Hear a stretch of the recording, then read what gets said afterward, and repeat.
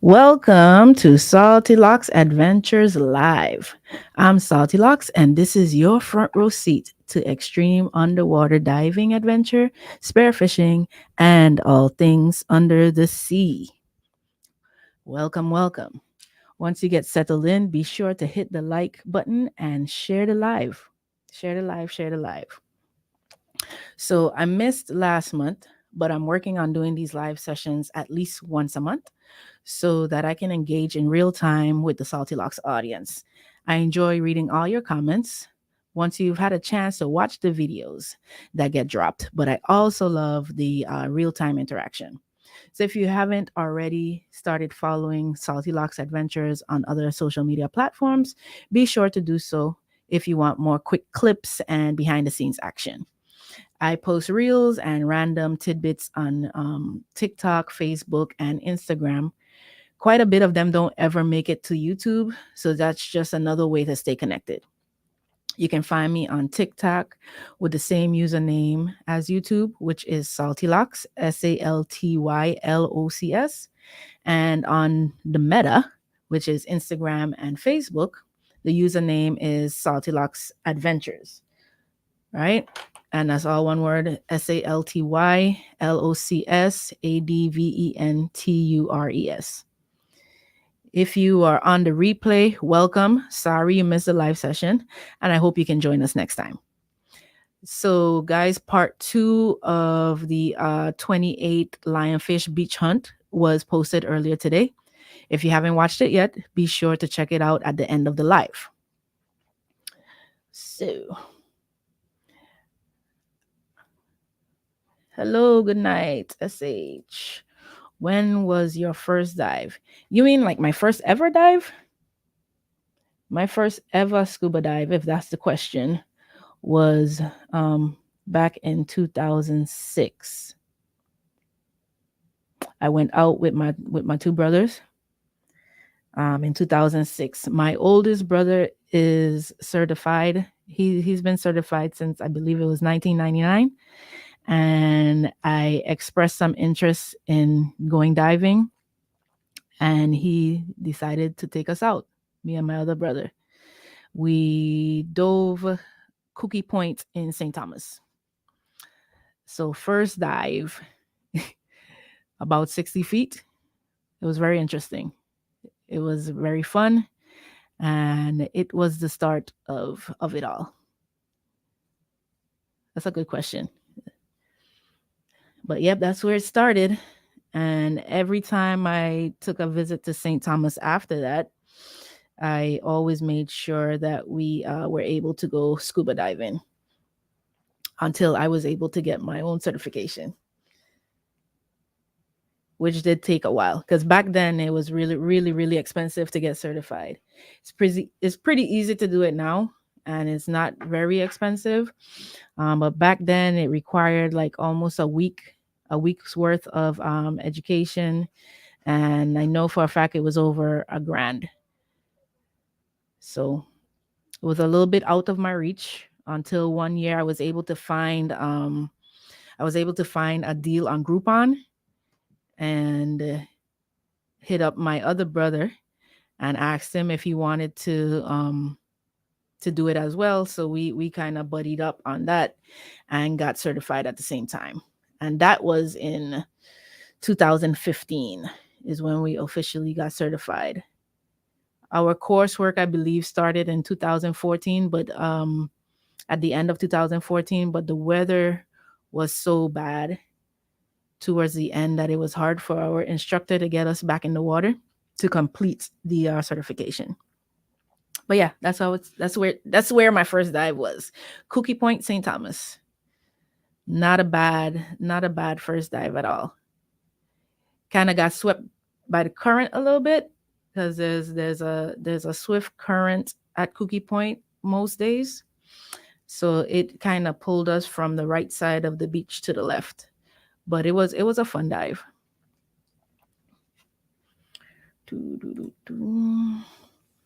Out of all your dives, where is your favorite spot and why? Ooh, favorite spot. That's a tough one. My favorite spot. I really do like Cookie Point though. Cookie Point is an easy dive. You don't have to kick out very far to get to the reef. It's just a few yards out from the shore. It gets deep very quickly. So you can decide what type of dive you want it to be. You can stay at 40 feet or you could go down to 60, 80, depending on how far out you go. Um, there's always lots of fish to see. It's a good spot to spearfish as well. I've gotten some lionfish from there, not too many, but I've gotten some lionfish from there, and sometimes lobster. But Cookie Point is a definitely one of my top spots. Other than that, I mean, if we are talking about like spearfishing, I like the spearfishing that I've encountered in the Tampa Bay area. The visibility is not as good. It's definitely not island quality, but the fish are plentiful and they're pretty good size too, because it's a little harder for the divers in Tampa to get out because it takes a lot more miles to get out to the reef on that side of Florida. So that's good for spearfishing. Um, let me see where else. I really like going to the like Congo Key, Lavango Key area on St. Thomas. Those have always given us a story to tell. But I mean, once I'm on the island, it's hard not to enjoy the dive, you know?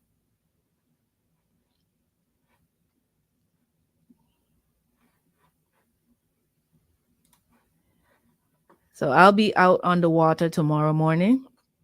The plan is to hit Cane Bay Wall. May even do a double dip and dive the wall a second time, depending on how things go. Any plans? Let's see. Any plans to do any international dives? Australia, South Africa. Would love to. Man, I'm hoping to soon, eventually. For right now, the next trip that I know for a fact is coming up is to Texas. That's not international, but I'm going to be going on a, what do they call it? It's a Lionfish Invitational.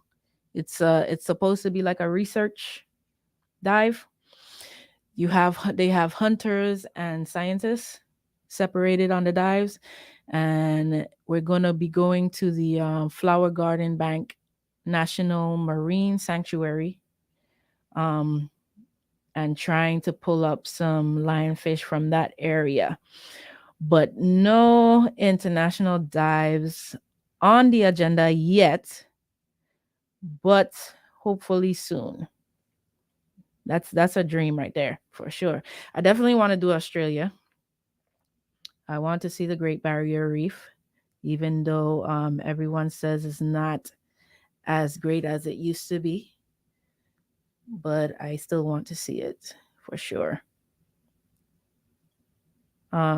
Possibly hopping over to Dominica, the nature island, at some point as well.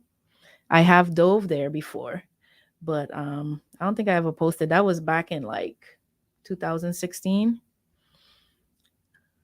I still have video from there, but it would be from the GoPro 4. Not sure if you guys would want to see that. That was a rough time. The stabilization on the GoPros was not as good, so the video is a little bit more jittery. Where are you diving next month? Next month, what's next month? May. In May, the Lionfish tournament is in May. The St. Croix Lionfish Derby. So I'll be here in St. Croix. The tournament is on the weekend of the 17th through the 19th. The Saturday is the day for hunting. So we're hoping the Salty Locs and the Misfits are going to be a part of that tournament. So that's where I should be in St. Croix for the month of May.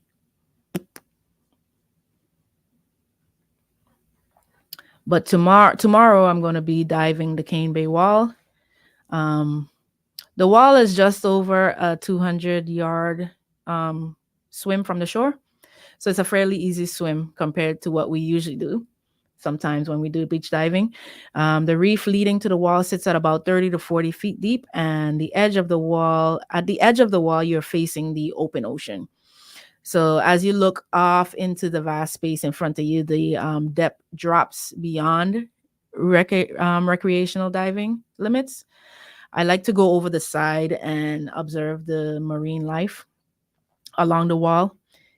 Um, there has never been a dive there that hasn't produced some shark activity. There are always one or two or three by the time we swim along for a minute or two. Usually just reef sharks. They kind of stay nearby, but they don't ever really come in for the most part. Not they haven't really shown aggressive behavior either, but they kind of stick around until we head back in. Um, Lionfish in that area is like a rare sighting, very likely due to the fact that a lot of divers frequent the area. They help to keep the population at a reduced number. So I usually only see like one or maybe none anytime I dive the wall. But coming up in May is the Lionfish Removal and Awareness Day. Um, it's the first Saturday after Mother's Day each year, which lands us right on the weekend of the 17th to the 19th. The Emerald Coast Open, which is the largest lionfish tournament in the world, will be going on that weekend. Last year, they had 144 participants and removed 19,560 lionfish during the weekend, and a total of 24,699 lionfish, um, which included the lionfish caught during the pre-tournament. Since I'm in St. Croix now, Salty Locs and the Misfits will be participating in the St. Croix Lionfish Derby, which will be hosted by CORE. CORE is the Caribbean Oceanic Restoration and Education Foundation. They are a nonprofit organization dedicated to inspiring communities to be better stewards of the environment through marine awareness, education, and hands-on coastal programs. Their programming has consisted of public awareness education, educational materials, training of invasive lionfish responders, um, maintaining a lionfish sighting network, and implementing a lionfish response network. The core team goes out about once a month down here. They rally up the members to proactively remove lionfish from the local area. So I went on the dive with them. It wasn't last weekend, but the weekend before that. And they will be going out tomorrow. I didn't sign up for that dive, so I'll be missing out on that one, unfortunately. But like I said, I'll be going to the Cane Bay Wall tomorrow instead, taking some people out there for their first time at the wall. So that should be fun. Is anybody diving this weekend? What are you guys getting into? Pop, pop. Yeah, they removed quite a bit of lionfish last year. Quite a bit. I was able to go to the festival. I didn't participate in the tournament, unfortunately, because we couldn't find a boat captain to participate that weekend. And one came in at the last minute, and it would be too much considering how far of a drive it was. Coming from South Florida all the way to the Panhandle, just didn't work out the way we wanted it to. So I don't know, maybe next year. We'll see. When you coming? Actually, I'm going to try to be in Florida next weekend for the beginning of hogfish season. Hopefully the weather holds up. That used to be the biggest issue on the weekend, whether the water was going to be good enough to dive at all. So I'm hoping that um, the beginning of May, the weather holds up nicely and we can get out there on Saturday and hit up some hogfish since I don't see any here. I have seen hogfish in St. Thomas, but they're usually really little. I haven't ever seen any big hogfish here. And it's a very rare sighting. Very rare. Oh, when we went on the dive with Core at the beginning of the month, um, we went to the west side of St. Croix in Frederickstead, and we dove the cables area, the chub hole. But the second dive, the captain dropped us on like this area that had shipwrecks. And so we got to see a shipwreck, the shallow wrecks called the shallow wrecks, a shipwreck site called the shallow wrecks. And then the second area was called Armageddon, which is basically it's the old cruise ship pier. They dropped all the debris from the cruise ship pier over there. So there's a bunch of pillars and stuff just laying in the ocean. But it makes very good structure for fish. I saw quite a few different fish. I saw some big yellowtail snapper, some permits, actually a school of permits, which I have never seen here. So that was kind of cool. But we were only targeting lionfish because on the core dive we only target lionfish. There's no spearfishing, no taking of any other animals. So, but that was cool to see. It's a really nice site. I would love to go there again. It had a few. It had like two sharks there too. Doo-doo-doo. What's the size for hogfish there? I don't even know.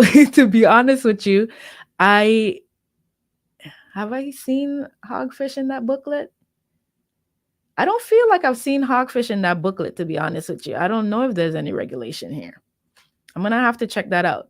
And I haven't had the curiosity to figure that out because, like I said, I don't really see hogfish. So I'll have to definitely find that out though. See if it's on the regulation and what the size is.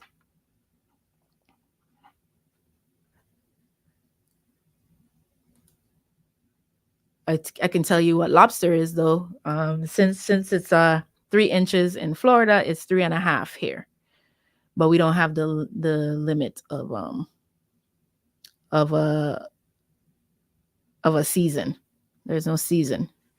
It's all around, all year long. They just have to be a half inch bigger. The carapace.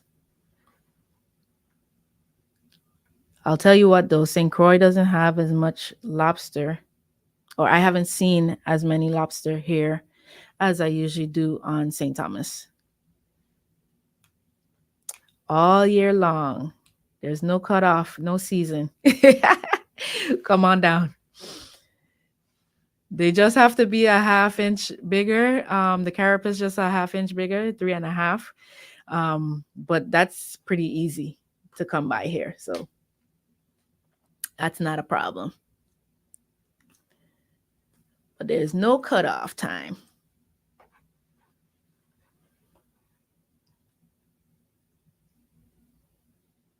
Because there's no lobstering going on right now in Florida. You gotta wait till mini season in July. I know my brother Joel is hurting right now. The lobster man. The lobster man, that's all he looks for. We're spearfishing and he's looking for lobster.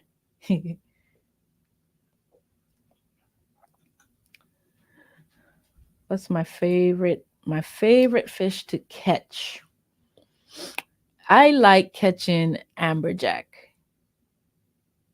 Amberjack is fun. They're huge. put up a fight if you don't get them the right way. Put up a fight.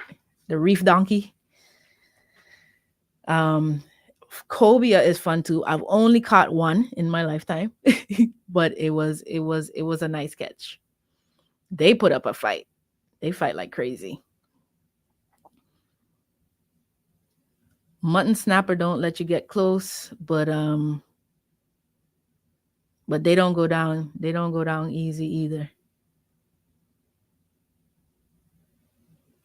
You guys saw I posted the video today, finishing up the second dive of that beach dive that we did. That we caught 28 lionfish, and I got a pretty decent sized mutton snapper on that one. That was a last minute load and release too. He came by after I had missed a bar jack, and I hadn't reloaded my gun because I was busy getting some more lionfish. And out the corner of my eye, I see this big mutton snapper. And I was like, oh, heck no, my gun isn't even ready for this. I had to go pick it up real quick. I didn't really have to string it because I have one of those guns, the Koa you can actually use without a line. So I did a quick pulling of the bands, got that band up, and shot after that fish and made a good shot. It wasn't a kill shot, but it was good enough to put it down. Kind of got it in the gale area too. So the shaft went all the way through, thankfully, for the most part. I don't think the flopper ever went up, but because of how it went through, the flopper was probably holding on to the meat, so it wasn't going anywhere. But it did try to give me a fight. I like to eat amberfish, amberjack. Amberjack is like the chicken of the sea almost. It has that is that thick fillet because it's big, but it's a firm, not hard but firm fish. When I introduced that to my nephew, he went crazy for that. Got a little bit more bite to it. And it's not very fishy either. Works well blackened, does well frying it too. What's your guys' favorite fish to eat? Personally, I really like hogfish. I mean, who doesn't like grouper? Barracuda is pretty good. Have you guys eaten barracuda before? You have to be careful with barracuda, but it's a very tasty fish. I feel like it reminds me of kingfish, but less fishy. Oh, mahi is good too. We caught some mahi here in St. Croix last year, but we were pole fishing. Did some tacos with that. Very nice. Dolphin. Yeah, but mahi is a staple fish.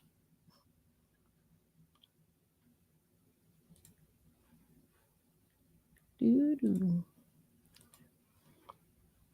First had amberjack and destin. I love grouper, snapper, and mahi. All very good choices. Oh, you know what else I would say, I would probably say this is my favorite. I really, really like schoolmaster snapper. Have you guys had schoolmaster snapper? That's that one. I love to do it oven baked. And I think personally that it tastes better than yellowtail.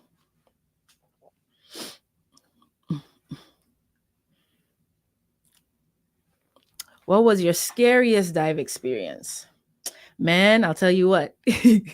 This happened in December, diving in St. Thomas.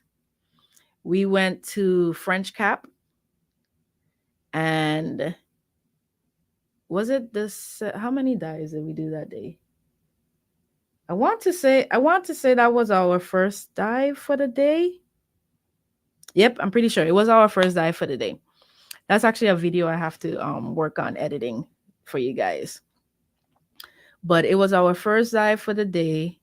We went to French Cap, and when I dove down, like it's really impressive because it's like it's a key, it's off of a key. So, you have the big rock stone, very dramatic.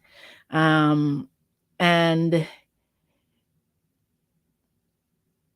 I saw a lionfish on the side of a really, really big rock, and it was a really big lionfish too. Um I missed the first time that I let the pole spear go, and I had to kind of chase it under the rock. I made a reel of that not too long after doing it, but I had to chase it. I got it, came back out from under the rock, and not too long after catching the lionfish and putting it in the zookeeper, a shark kind of came out from the distance. Now, that's the only thing I had caught at that time because it was still at the beginning of the dive. Um, Buddy that was diving next to me had caught a red hind grouper. Pretty decent sized one too. I would say maybe about 16, 17 inches, right? We it's not new to us to see sharks, right? So it wasn't a big deal to see it, but the shark started to get aggressive. Okay. Now I had my lionfish in the zookeeper already. So I thought I was cool, right? Because the only time I've had sharks kind of come after me with lionfish, it has been a nurse shark. And those you kind of just you push them off, eventually they leave you alone if you poke them. This shark, not so much. This shark was exhibiting aggressive behavior. One of the first times that had happened to me. Like we always have sharks behind of us. They kind of are nearby, but they never really, really come in, right? It's very rare that they really try to come in. But this one kept coming to me. I had my spear gun locked and loaded, but I don't want to shoot a shark if I don't have to, especially that just doesn't sound like something I want to do. Especially if I'm not equipped for that, right? I don't have a reel on my gun or anything. So I ended up actually having to surface because this shark would not stop coming back around to me and getting really close. I had to poke it. I poked it a couple times and it just would not go away. So even when I surfaced, I had to keep my eye on it because it surfaced too. It came up to the top, you know, and it kept just going around and around. I don't know what his problem was. I know exactly what it looks like. I don't know. I assume it's a reef shark. I'm not very good at identifying sharks unless their features are obvious, like a hammerhead, bull shark, stuff like that. But this one had these white marks on the top of it. So like these two dots, I want to say it was like two dots and like a line, but they were white. So I know if I see that shark again, I'll know it. I'll know that it's it. I haven't named it yet. I probably should. But yeah, that was probably one of the most racy experiences that I've had. And when I got to the surface, waiting on the boat to come get us, I pulled my other band back to get more power on my gun because I was sure I was gonna have to shoot this shark.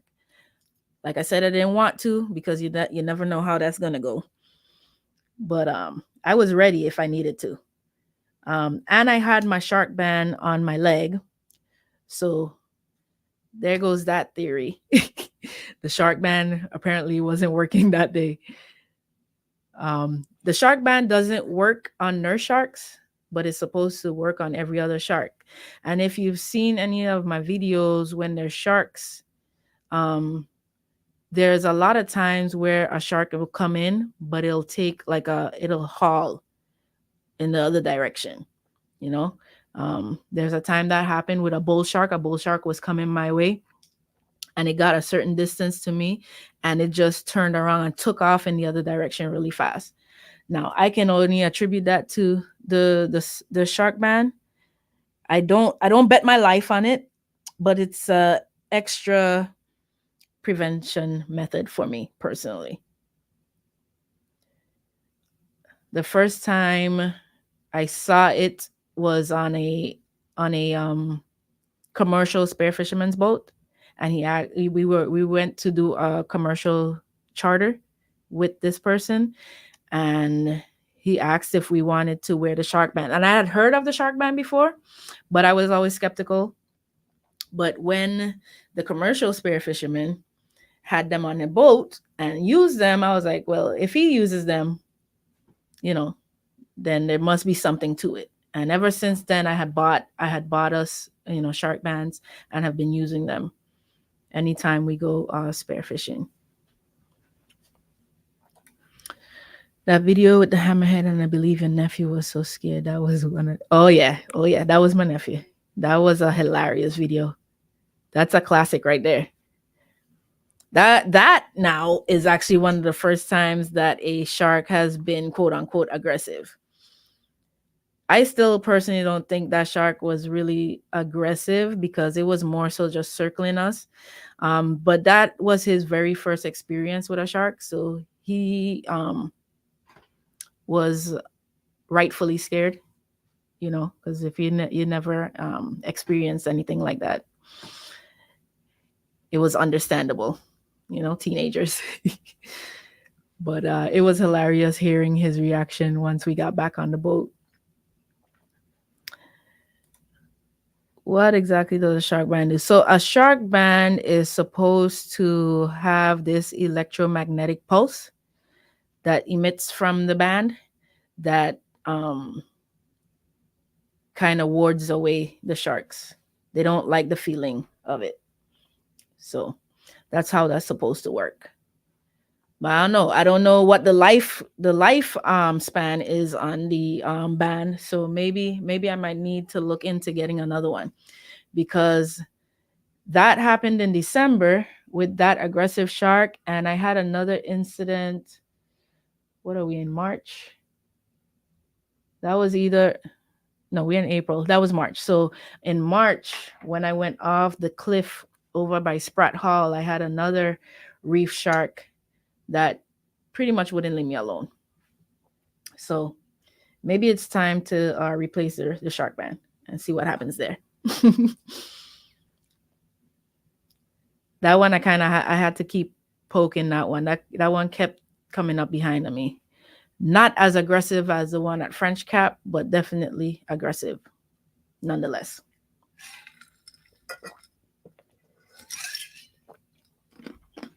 SH, are you a diver?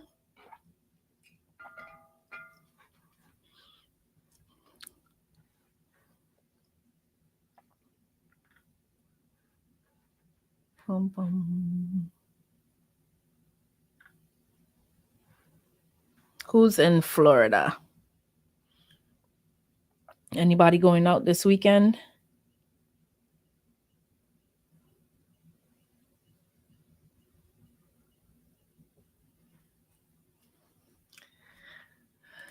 Live vicariously. Yes, I hear that a lot. I hear that a lot. You guys using me. It's all good. I love bringing you guys down on my adventures. Get to share my stories.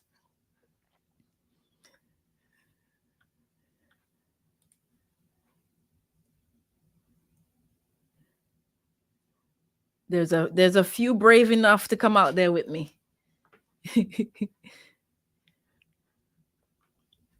And for those who are not, that's what the videos are for.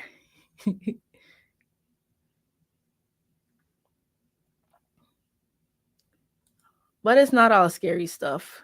Most of it is just awe-inspiring, more than scary. But like anything, I'm in their domain, so you know how that goes.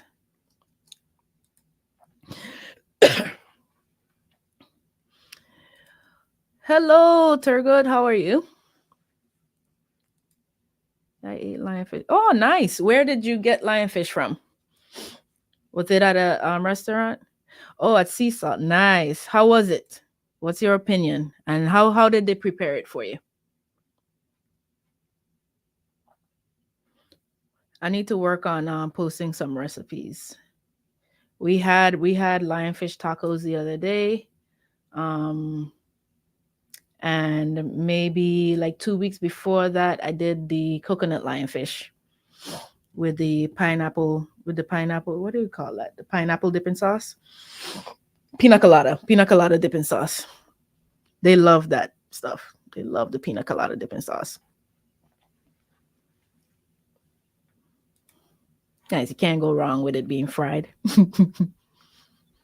Definitely can't go wrong.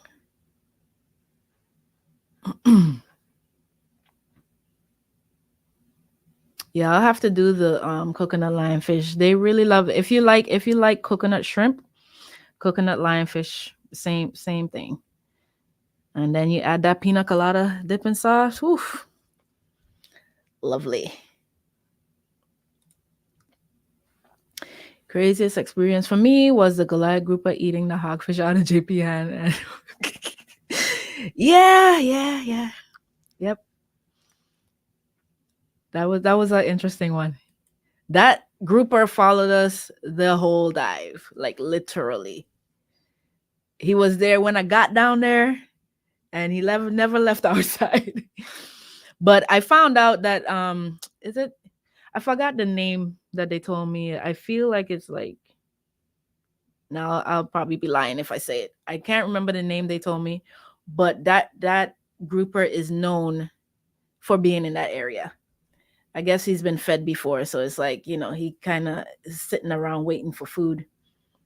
They're opportunists.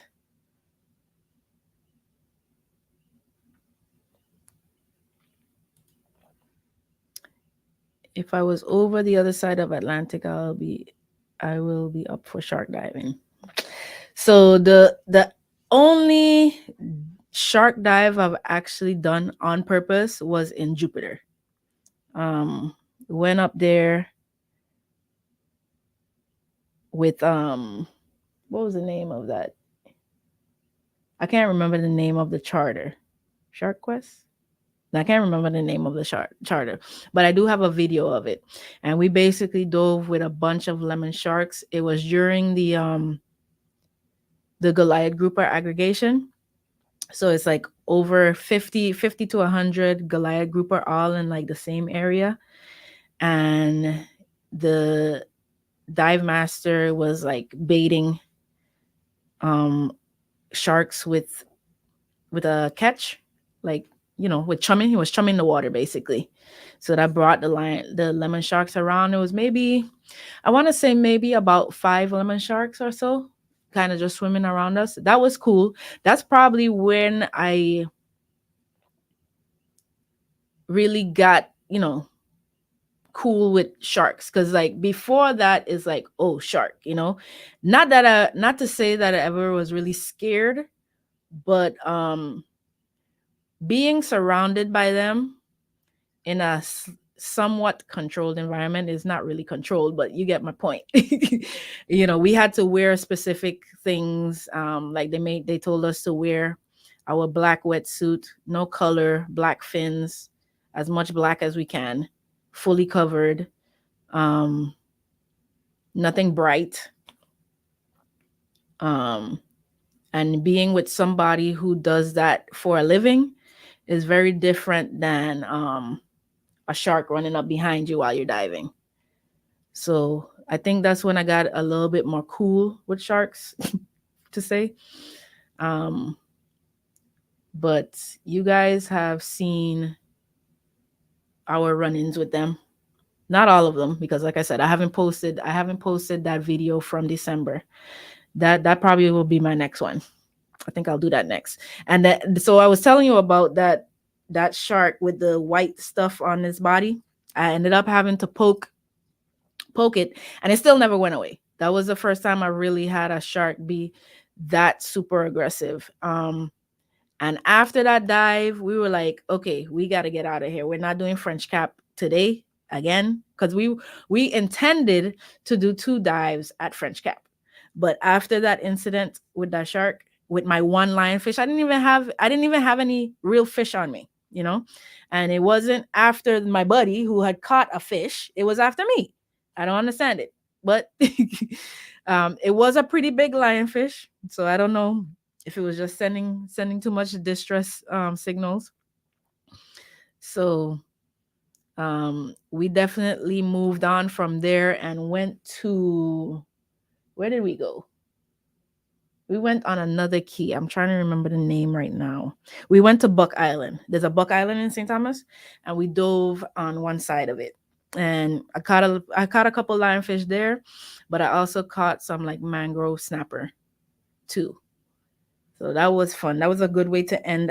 And over by the first dive, we got a bunch of whelks. So if you've ever had like whelks and rice, they were really big whelks too. I guess nobody's ever really over there. So,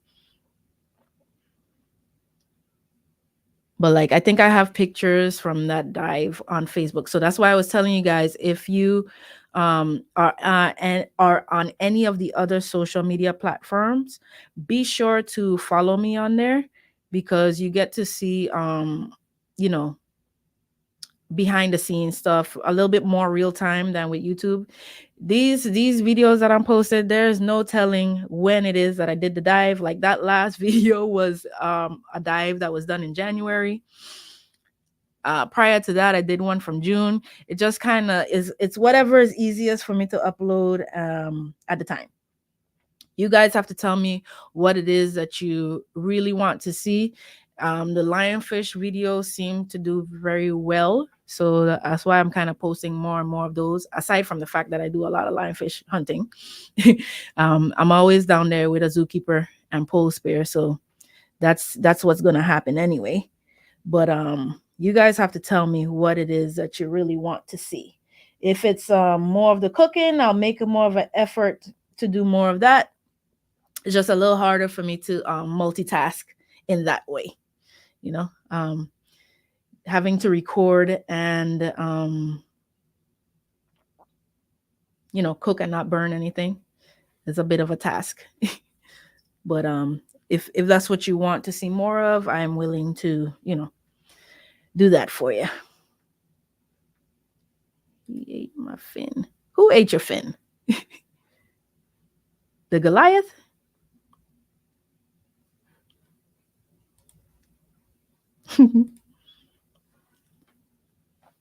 Have I had?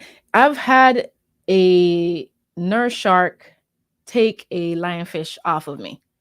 I didn't even know the nurse shark was there. This was in the Keys. This was a couple years ago. Um, I feel, yeah, I had. I don't think I didn't have a zookeeper with me. I had already cut the spines off of the lionfish, and I pretty sure I was using my fish stringer, and I don't know what happened because I didn't even see the shark. All I just felt the and it was gone. That was it. And I think that is the day I made sure I never clipped my fish stringer to me ever again. Because I was like, suppose I was a different type of shark other than a nurse shark. I don't even want to know, you know?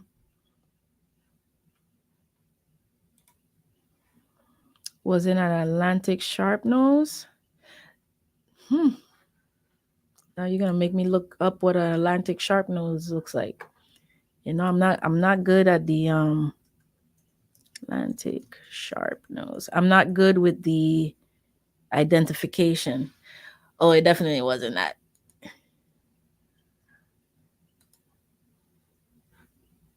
That is a creepy looking fish. You know what? Let me see if I can find a video. Can I pose video here? Maybe I can find a still shot of the of that dive.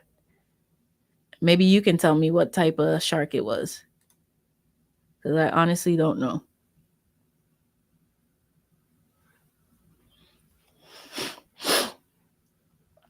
But we have a lot of reef sharks down here on the islands. Reef sharks, um black, is it black tip? There are lemon sharks as well. I personally have not seen bull sharks here. Not saying that they don't exist, but I haven't seen them. Um, but mostly it's Caribbean reef sharks more than anything, to be quite honest with you. Doo-doo. French cap. Let's see if we can find this shark here.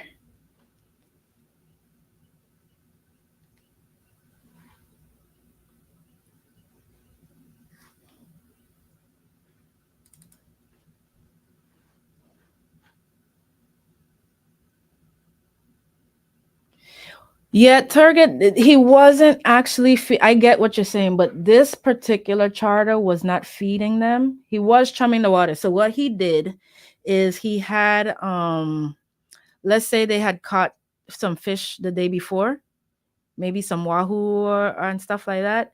And what he would do, he had this. What do you call those things? The milk crates. You know the milk crates, the plastic stuff with the holes. He basically rubbed the fish against the milk crate so that it would be like little pieces floating in the water. And that's what made them come. He did that and he made noises. Apparently, they're attracted to noises as well. But he wasn't actually feeding them, if you understand what I'm saying. It really was just, he was just like sending the scent into the water. But this particular charter was not feeding them.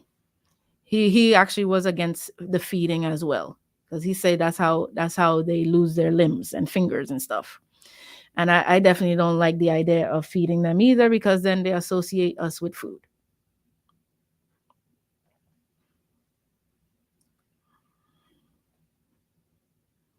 I definitely agree with that. They do get more aggressive. Definitely. Agreed.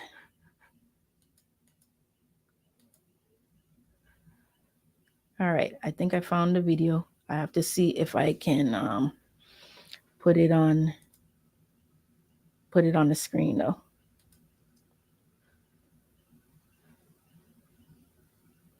This one had black marks, so I don't know if like it had black marks on its fins, the fins in the back, whatever those are called.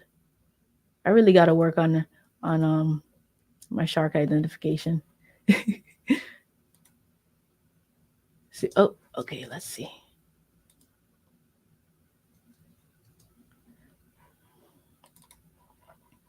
All right, present video, share screen.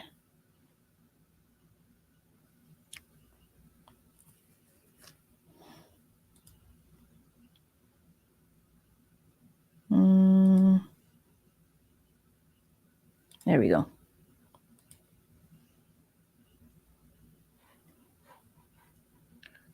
All right, let's play it about here.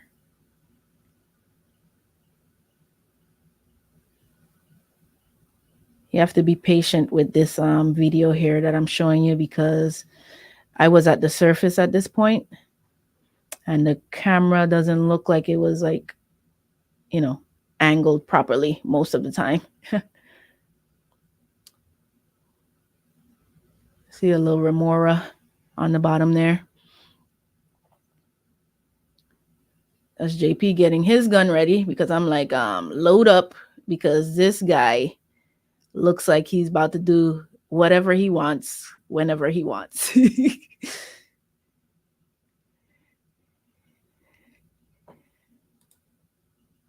Yeah, it might be a black tip. I thought so, considering the markings on it, but I didn't want to say, since I'm not sure.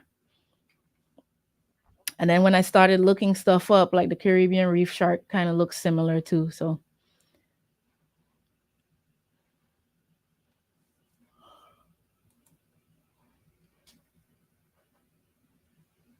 see if there's a, oh, there we go.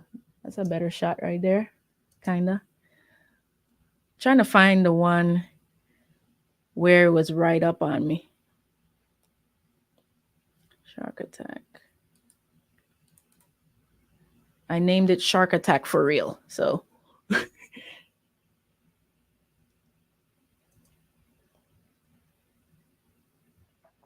see, he has a fish. There it goes. Nothing to see here, you know. Just another shark swimming by. If you see the markings at the top, you might not be able to tell in this video. Oh, he definitely was trying to tax me.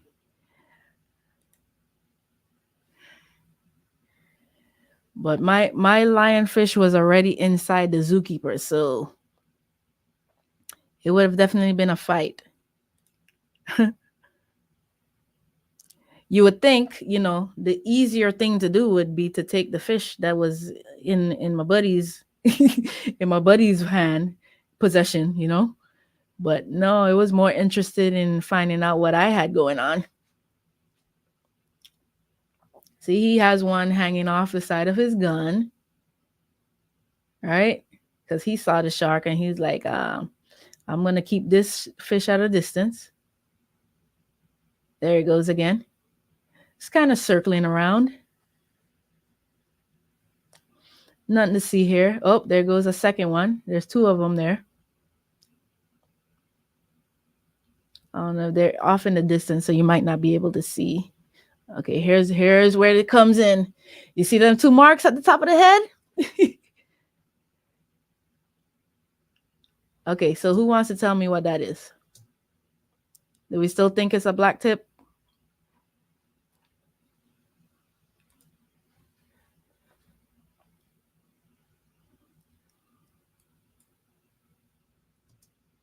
But yeah, those are the two white marks that I was telling you about.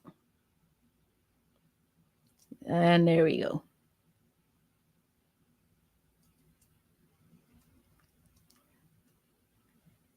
See? Kept coming in.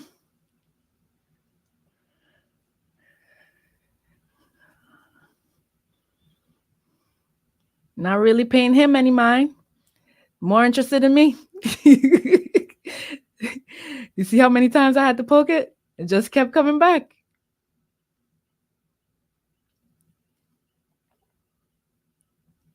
See, I think I even scratched him.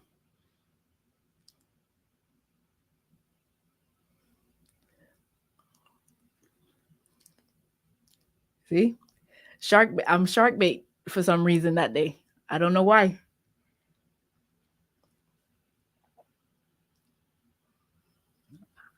I was ready to let off on him too.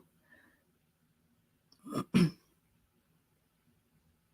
was like, if you even think about opening your mouth.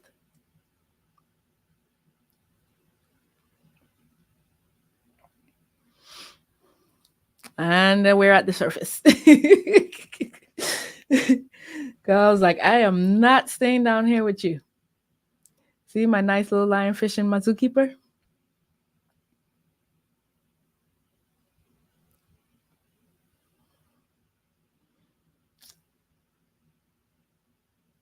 So white here. If the top fin has white on it, it's a white tip, but it most definitely looks like a black tip. Okay.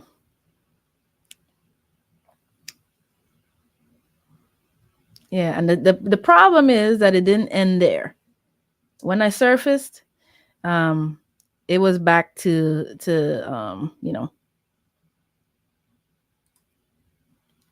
it was still after me after surfacing. So that was like part of that was the biggest part of the problem.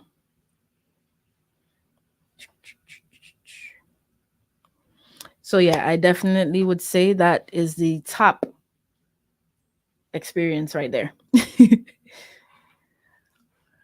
First time having a very aggressive shark in my presence.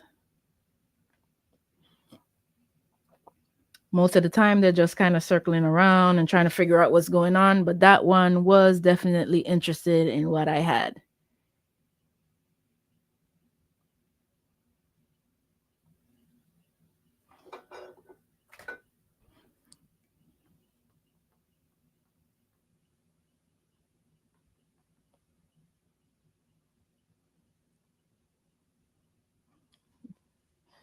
So, how do you think you guys would have fared in that situation?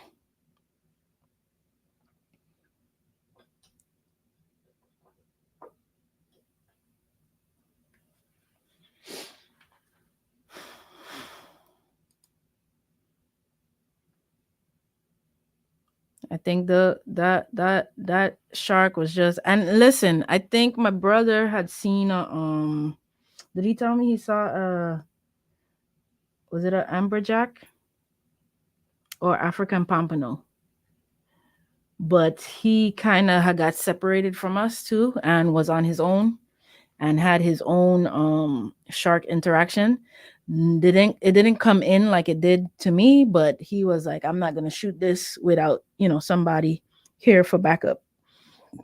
So yeah, needless to say, we left that area as soon as possible. um, I'm not saying we won't go back, but if we go back, it has to be a situation where everybody is, you know, right next to each other and, watching each other's back. That's definitely another area to be, lollygagging by yourself.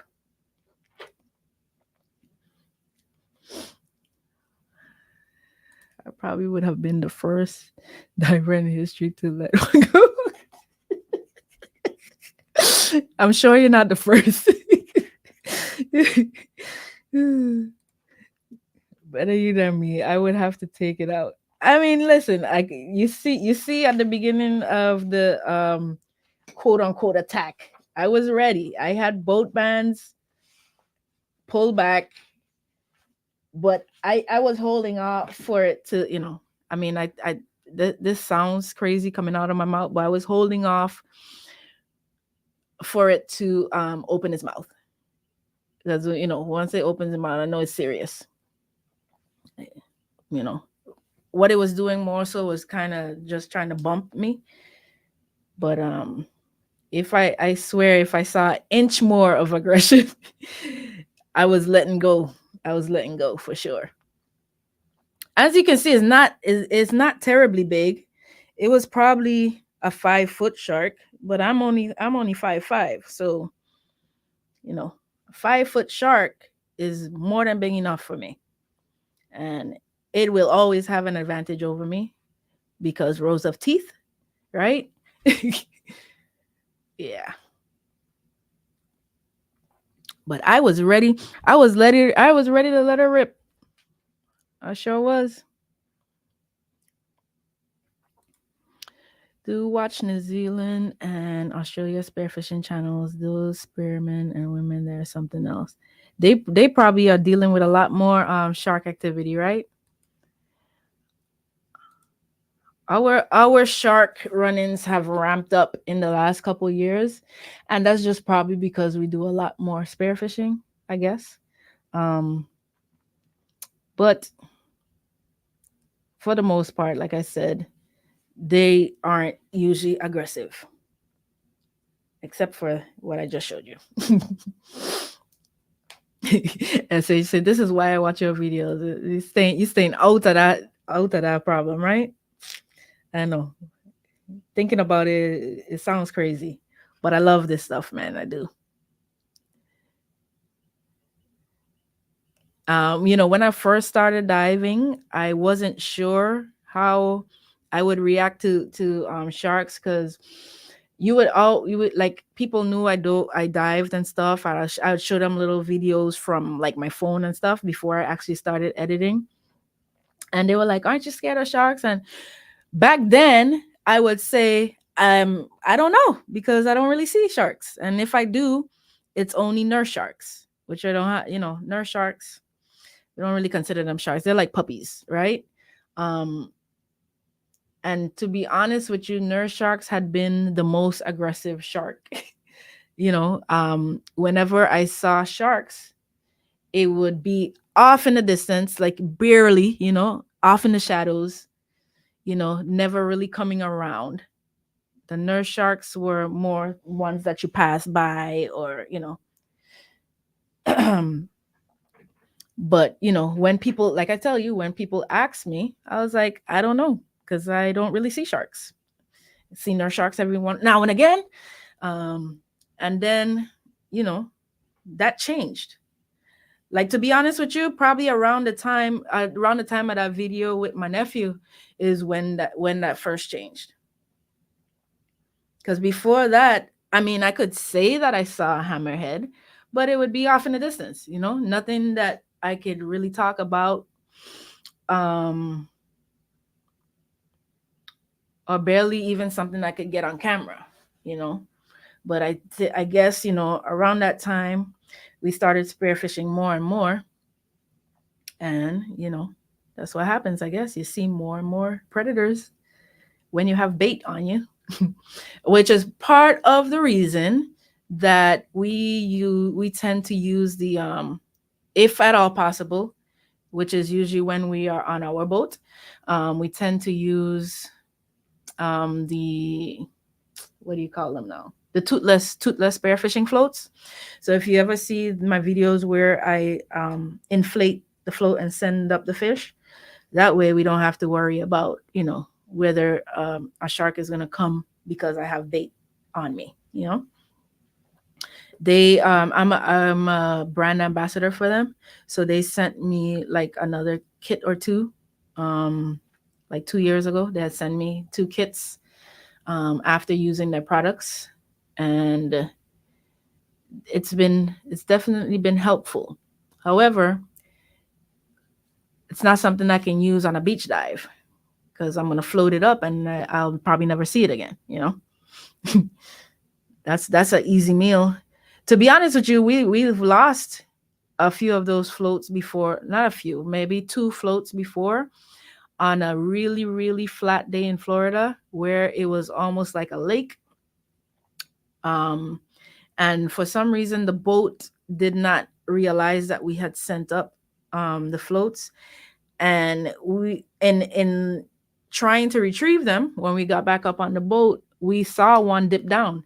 And that day we saw dolphins, so we assumed that dolphins took the catch. I think we had snapper on the float that particular time that happened. Yeah, all the time they're nuts. I mean, I guess a lot of people could call me nuts too, right?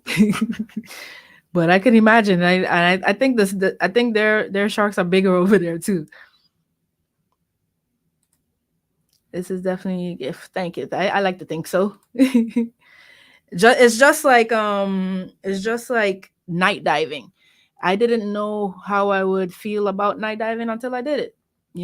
I thought it's possible that I'm gonna be scared. And to be honest with you, that's one of the most peaceful dives you'll ever have, diving at night. I love it. I love the way the reef comes alive. You see things that you would never see during the day, like all the little shrimp and stuff that swim around. You don't get to see that stuff during the day. It's too bright. You know, there's a lot of shadow work in play during the day. You can't see stuff that's like under rocks and stuff like that. But at night, it's just you and your flashlight. Wherever you shine that beam, that's what you can see.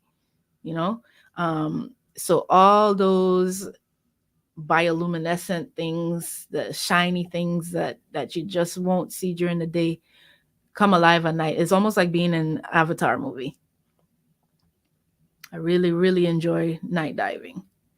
Um, I mean, I sure it could mess with your mind if you think about it, and like ooh, what could be behind me? Because it's a possibility, right? I don't know whether there's sharks swimming behind me in the nighttime. I can't see, you know. But I also don't do any spearfishing at night. If anything, I'll lobster. I'll hunt for lobster, but that's it, for the most part. Um, so I'm not worried about. Well, I do lionfish too sometimes, but like I said, I kind of keep on my p's and q's as well, but never had the never actually really had the feeling of fear during that time. I even turned my light off sometimes just to see what happens. It's usually complete darkness. Like I'm talking about pitch black. But sometimes you can turn the light off and you can wave your hand in the water, and it'll spark up because all the bioluminescent stuff that's in the water starts lighting up. I think that's pretty cool. Feel like answering you and come to you gotta type it out. Type it out for me. Type it out. Actually calmer night diving. Yeah, see, it's a much calmer dive. They don't believe me. Here is another diver telling you. Much calmer.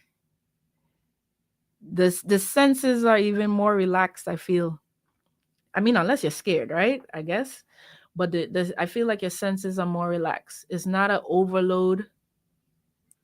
In the daytime, it's like sensory overload. I kind of talk about that in that last video that I posted today. Because I lost my Lionada pole spear because I had it in my hand. I had that in my hand. I had my spear gun in my other hand, and I was carrying the fish stringer because once I have fish on me, I don't clip it to me anymore. So I have to carry that in my hand.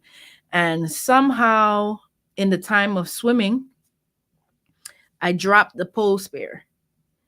And while I'm swimming, I realized that I dropped the pole spear. And just one of the things you kind of like. That's why I say you have to clip all your stuff to you, because it's sensory overload for real. It's a full body workout. All your senses are fired up. You're seeing all kinds of stuff. You're hearing everything. It's a lot. It's a lot for one person to do. That's why you have to make sure everything's clipped to you so that you don't lose it. So whenever I get lionfish, once I'm done with the area, if I don't see any more lionfish, I always clip the pole spear back to me so that I don't have to worry about constantly having it in my hand. Especially if I'm spearfishing. If lionfish hunting is all that I'm doing, then that's easy because the zookeeper is already clipped to me, so it's not like I'm carrying that. So the only thing that would be in my hand is a pole spear. So that is easy to track. But if you have anything else going on, you're likely to lose something. So if I'm lobstering, lionfish hunting, the lobster snare is clipped to me, the pole spear is clipped to me, the zookeeper is already clipped on, the fish stringer is clipped to me once it doesn't have any fish. Once it has fish on it, it's in my hand because I want to be able to drop it if I need to. Dude, you are bold and courageous. I try. Nighttime sea glows. Yes, it does. It's a beautiful scene. I would know every time we dive, I lose something. Hey, at least I can find your stuff. I can't find mine though. You see how that works? I can't find my stuff. I lost that pole spear, and I kid you not, I have dove in that area at least. I mean, somebody's probably taken it by now. I didn't have it labeled with my name yet, so there's that. But I have dove that same area at least 4 to 5 times since losing that pole spear, and I never found it. I had to order another one, and that pole spear I had gotten for free. Because the guy wanted me to test it out, and I had that dive. I want to say it was either the second or third time I had been using the poster. I had recently got it. I had gotten it in December and I lost it in January. I kid you not, I maybe used that thing 3 times the most. And to be quite honest with you, that's my favorite pole spear now. So the fact that I lost it, I was too hot. I was really mad, and that's why I tried to go back to that spot several times. I even looked back at my video to try to find out how deep I was, so I could try to figure out, because I know the last time I used it on those last 2 lionfish that were by the cables, but then I grabbed it and swam off. And at some point in swimming from there and we were going north, right? At some point swimming north, I lost that thing. And I turned back, couldn't find it. Been at that site at least 4 times, cannot figure it out. I'm pretty sure somebody else has it by now. But anyway, I've replaced it. The lionated pole spear is the bomb. That's my go-to for lionfish hunting. It's lightweight, it's fast.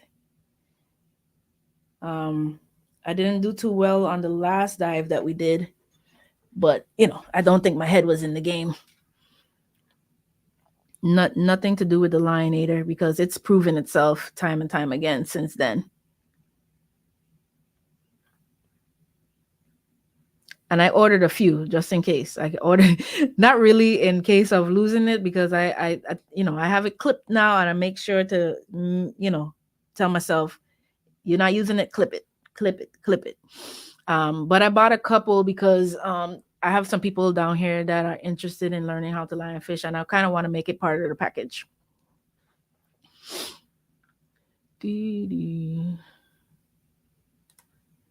Wow, amazing how you describe night diving. Would you ever do a shark cage deep dive for what?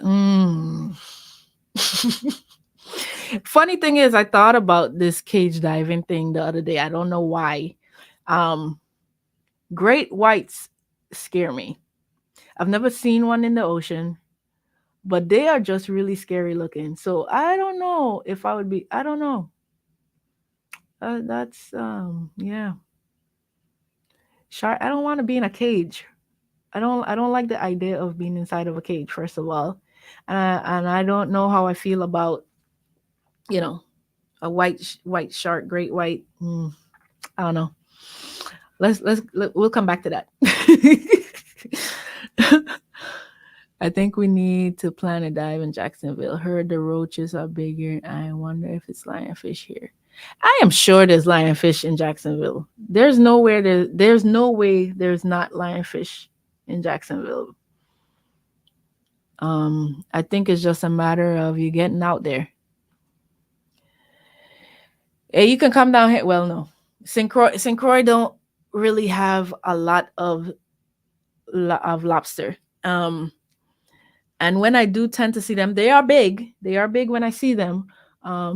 But the last time I saw a lobster, I was on a lionfish dive, and it was one of the lionfish dives for the nonprofit.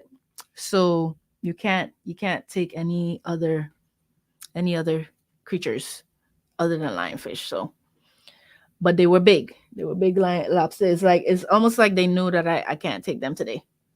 That's how it goes. There is a saying, easy come, easy go. Yeah, no lie, no lie. I've lost a few things in my time. I would rather not talk about it. But I can tell you how to clip some stuff to you though. The problem is not when it's clipped to me. Is the problem is when I'm actively using it, and then like I told you, sensory overload. You put it down, there's a whole lot of stuff going on, and something just happens, man. I've lost GoPros. I've lost um I've lost snares, lobster snares. Um I've never lost a gun.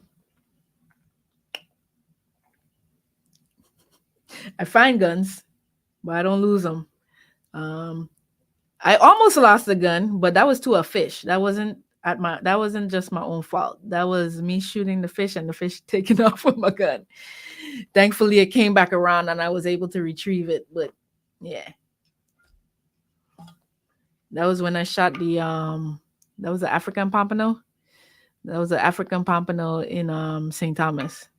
I shot after it and you know, I kind of I let go so that I can make sure the shaft went all the way through the fish, and I let go a little too much, not anticipating the fish would swim off in the other direction, and that thing just took off with my gun. It was a really sad day because I had already lost my GoPro. I had already lost the GoPro that I had in my hand, and I was like, not two things on the same dive. That's just not right. But you know, while I was crying on my way back, heading back like towards the boat, the fish came back around to me somehow, and I swam my butt off to get to it before it took off again. It was probably tired from swimming with a big gun hanging from it. um, for all I know, it probably came back for help. Like, take this thing out of me. But I was very grateful that it came back with my gun. So I got the gun and the fish. It was a happy ending, but I still didn't find the GoPro.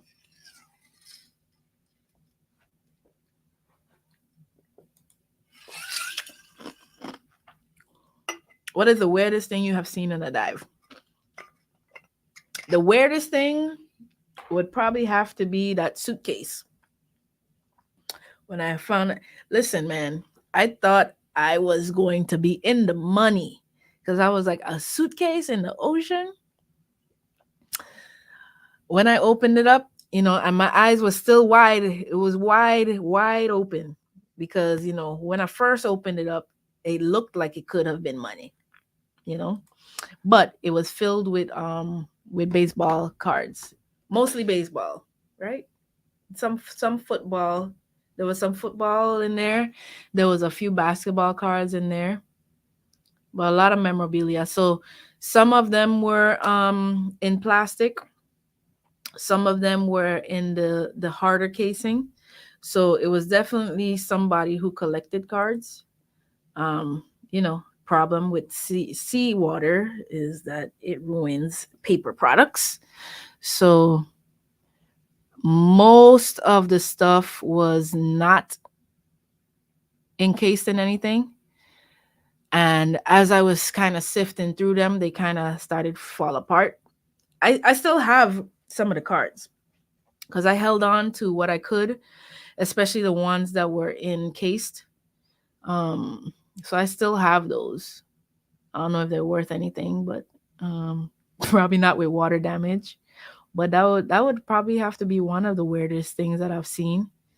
Other than that, there was a time that I saw like a cement brick that had duct tape rolled around it, and there was string on it too. And I was like, what is going on here? It wasn't attached to anything, but you know, you let your imagination run.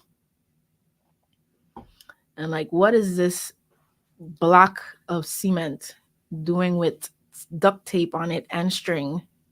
What may have been attached to this at some point, you know? It's always nice to find money. I haven't done that in a while, but I've found a $5 bill before, sometimes coins. Um, those have all happened in Florida though, like just off the beach. Um, what anything else weird? Weird? Hmm. Nothing other than weird creatures.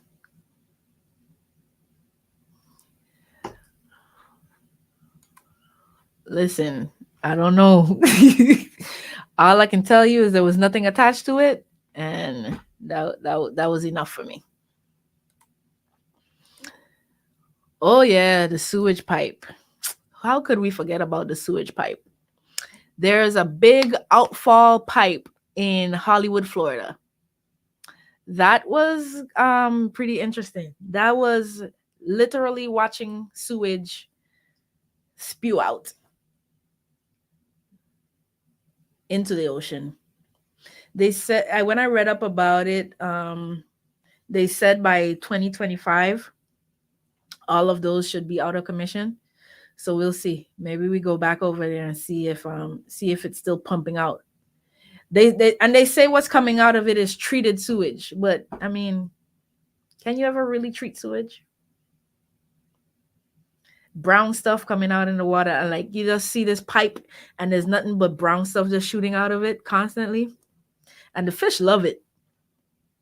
They love it.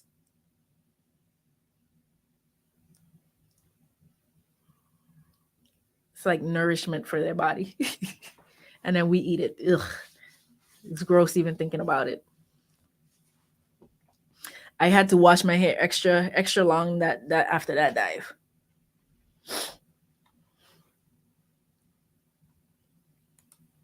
But like I said, they say it's treated water, treated sewage. Ugh.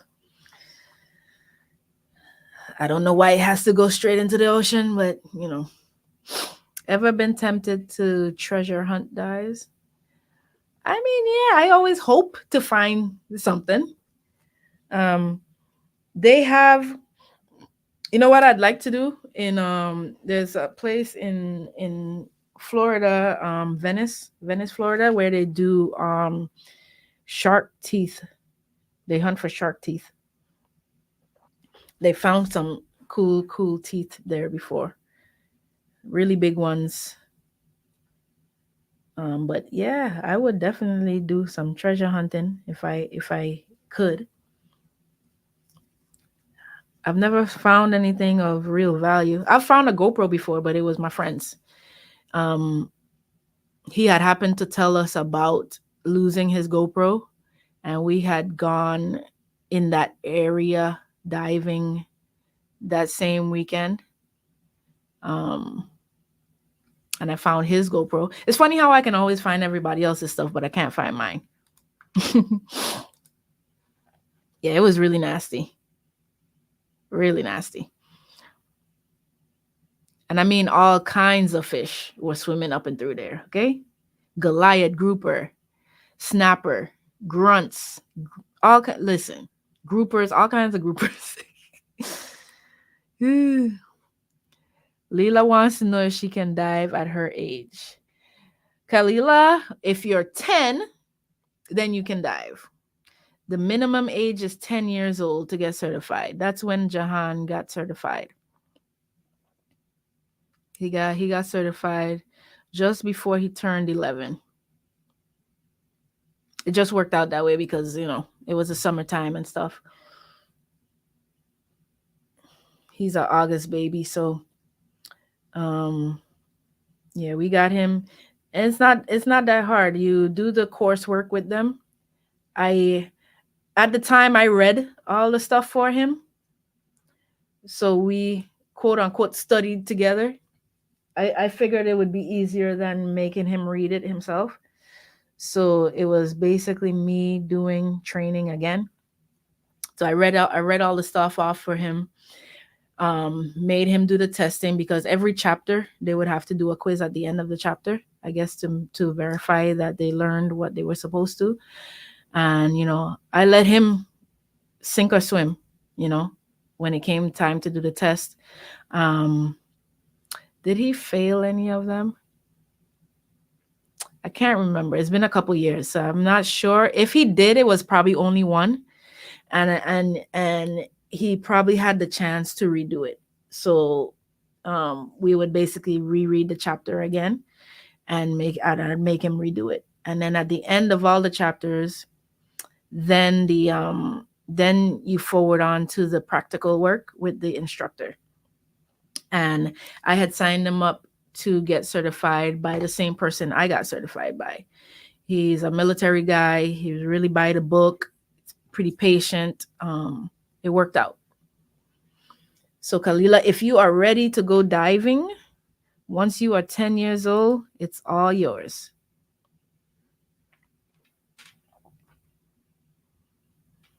We finally got Jahan back in the water this month.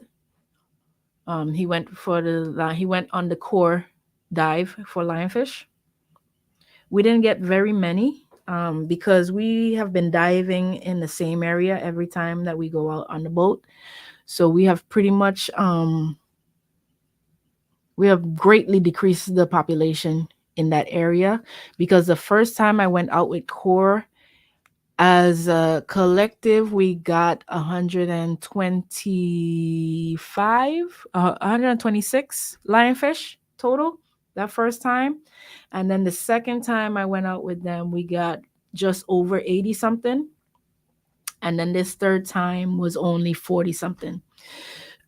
So we're not finding as many.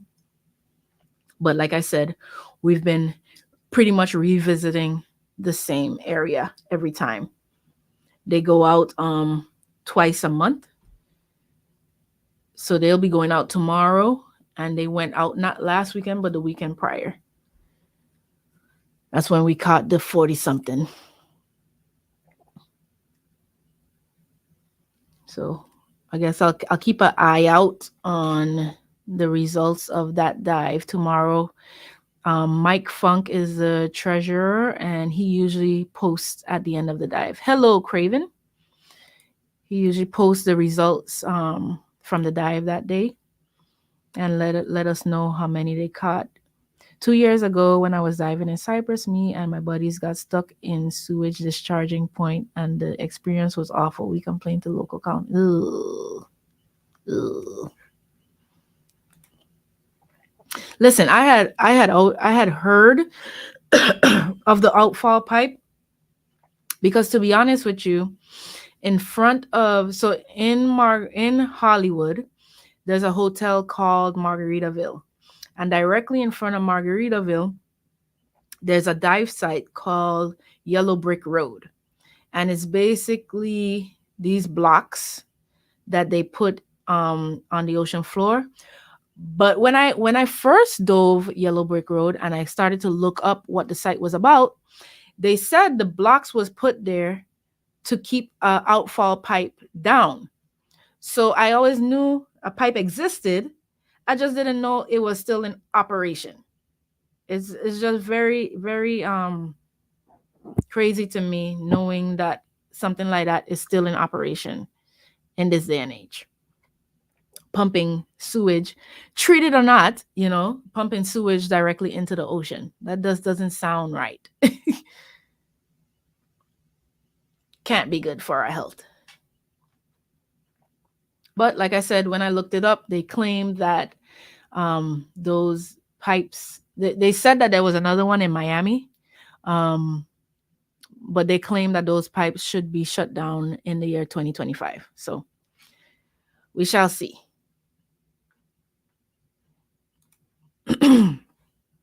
Any plans to dive at Molinari Bay underwater sculptures off of Grenada?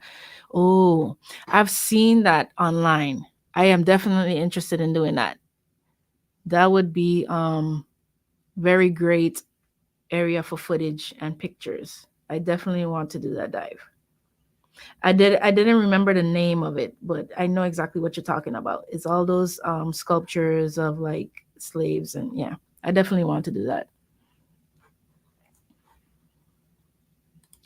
There's quite a few things I want to see still.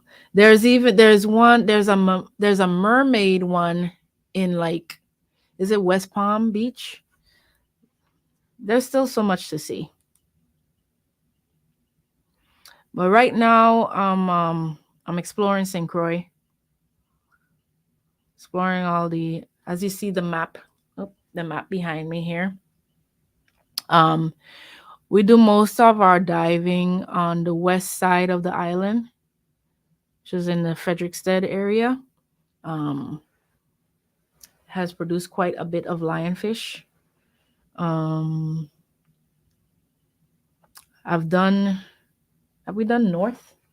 I've done a few sites north.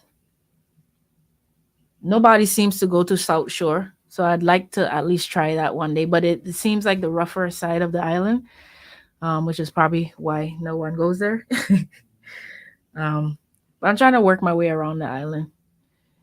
St. Croix has really, really nice reefs. The last couple of videos have been mainly from St. Croix. So, hopefully you guys see how alive the reef is. Um, just covered in reef.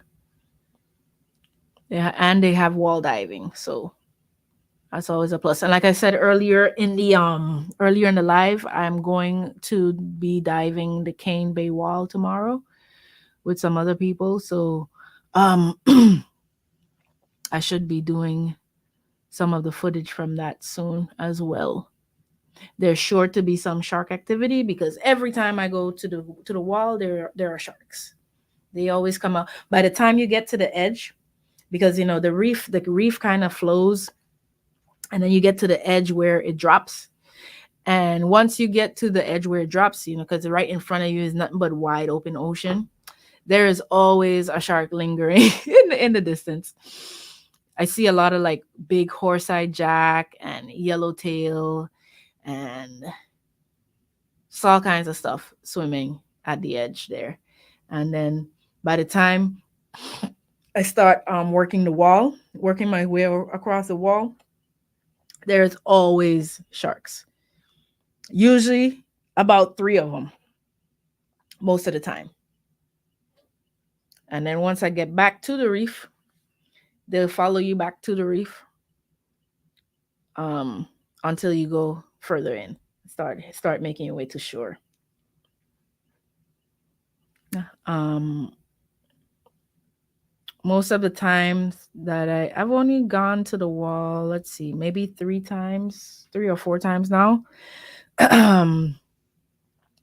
Only one of those times did I have my spare gun with me, but I didn't actually shoot anything. So I don't know quite how aggressive they are because they haven't been aggressive because I haven't had anything on me. So there's that. I usually don't see lionfish there because I think there's so many divers that dive that area that they keep the population down. So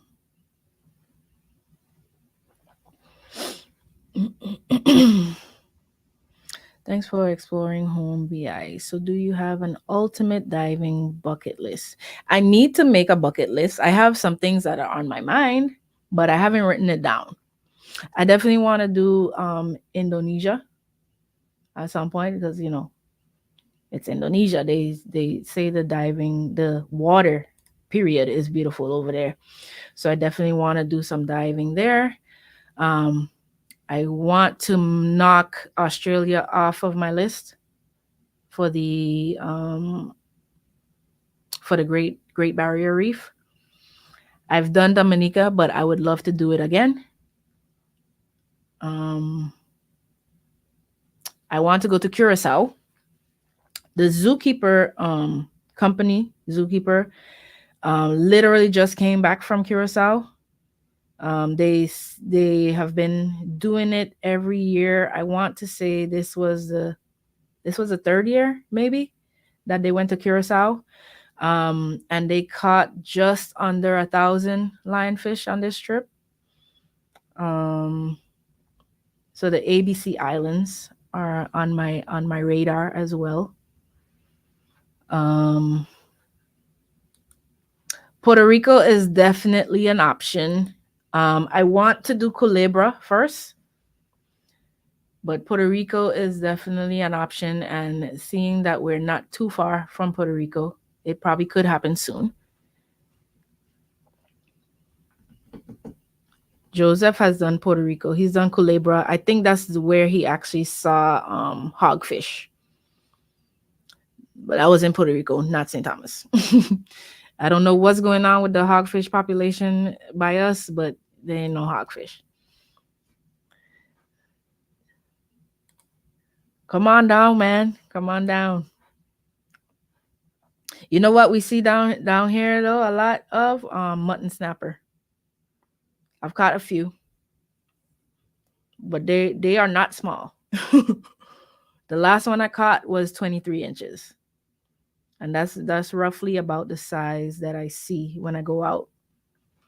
But you know how elusive they are. They like to stay at a distance. They don't like getting too close. They don't let us get too close.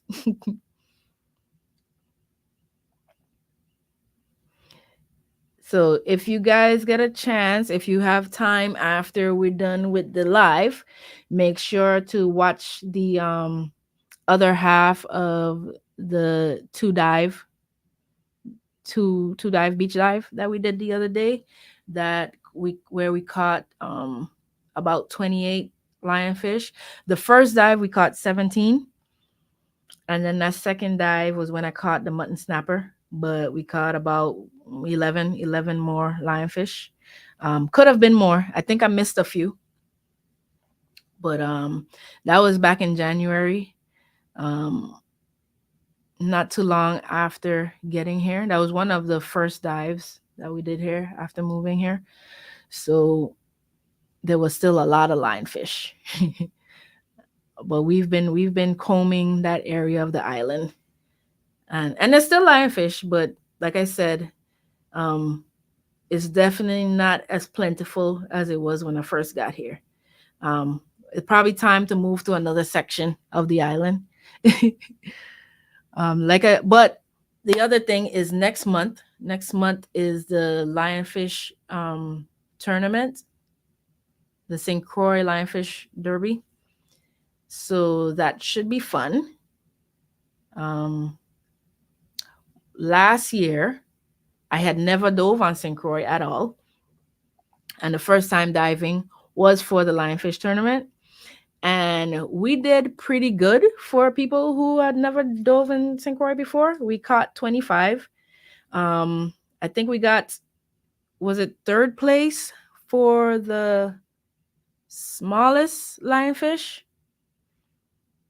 Um, but in our category, the group that caught the most caught just over 50, and we had 20, either 25 or 26. So, seeing that we didn't know anything about St. Croix or diving on St. Croix or where to go, I would say we did pretty good. If we stayed on the first dive that we did, if we stayed in that area, we probably would have done much better. But we decided to veer off to another area that didn't produce as many lionfish. But I think we kind of know where to go now. So we should fare a lot better this year.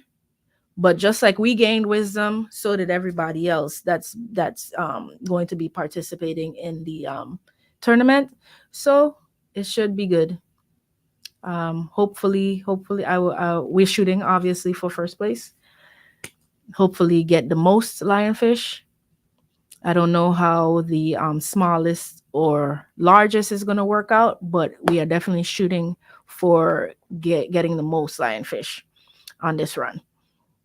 So stay tuned for that as we gear up for that. That's going to be the weekend of May 17th to 19th. If you're in St. Croix, make sure you come out. They're going to have the award ceremony on the 19th, which is the Sunday, and there will be vendors, and there will be lionfish tasting, and chefs cooking up lionfish there. So it's your chance to get lionfish if you haven't tasted it yet, and if you have, your chance to try it in a different way and to learn more about the lionfish. There's going to be people selling lionfish jewelry. It's just a cool event. Come out with your family if you're on the island. Like I said earlier, make sure to follow me if you're not following me on the other social media platforms. On TikTok, I am Salty Locs on TikTok. I am Salty Locs Adventures on Facebook and Instagram. So that's the way to keep more current with what's going on, because it's easier for me to post a quick clip or photos from the weekend versus fully editing a video, which I try to keep up with it, but it's a lot of hard work, and I like to make sure my videos are well done. So it takes time, you know, coming up with the music, the storyline, all of that good stuff for you to try to keep it interesting. You know, if you guys just want to see raw footage, let me know and I'll just upload the stuff if you're gonna watch it, you know. But I need that engagement from you. Make sure you share the videos so that you know I can get that much more traction. I got to get my watch time hours up so that I can reach to the monetization level. I'm more than halfway there. I just need a little bit more coaxing over the edge. About I got about 800 more hours to go. And that's gonna come, I guess, in time, you know. But do me a solid, share the videos, like the videos after you watch them. Let me know how you feel about them. Leave your comments. All of that stuff signals to YouTube that this is something that people are interested in, and they push it out that much more. So make sure you watch the two-part series that I just uploaded within the last 2 weeks. Second half was today. Um, if you guys don't have any more questions, I'm gonna drop off. I gotta get ready for my dives tomorrow. Gotta start drinking some water, stay hydrated, because we got some kicking to do tomorrow. Like I said, I'm gonna go to the Cane Bay Wall, and I'll take some footage from there and share that with you guys on the social media until I get a chance to post the videos on this channel. I'm gonna go ahead and start working on the French Cap / Buck Island Cove dive that I kind of previewed with you tonight, where we had the really aggressive shark, which you guys told me you think is a black tip. I'm going to do a little bit more research before I commit to that, to it being a black tip, but I'll figure that out prior to uploading the video, and you get a chance to see what it's like to have a really aggressive shark on your tail while you're diving. All right. I appreciate you continuing this journey with me, and I will see you on the next live. Have a good night.